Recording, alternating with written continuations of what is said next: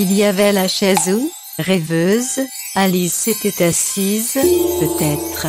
C'était une grande et forte femme avec de splendides yeux noirs rêveurs. Il y avait en elle une vitalité que l'on percevait immédiatement.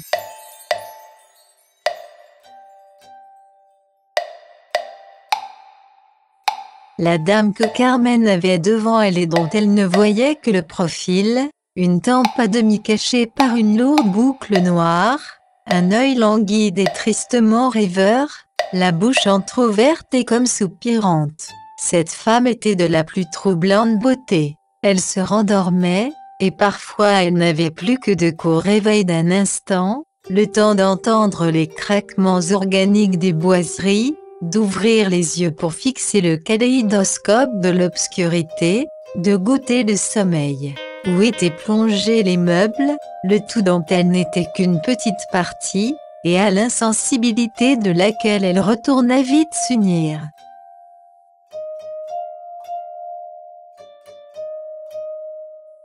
Elle restait rêveuse, comme pour rappeler à son souvenir des événements depuis longtemps remplacés par d'autres. C'était un kaléidoscope de souvenirs qui lui restituait en miettes l'espace et le temps.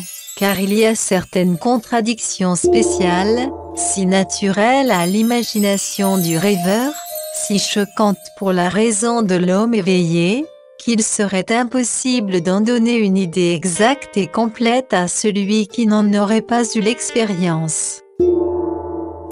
Loin de s'avérer créatrice, sous des variations de surface, cette multiplicité lui donnait cependant quelques satisfactions d'orgueil. Sur cette pente de la solitude et de la rêverie, Alice ne savait jamais où elle allait.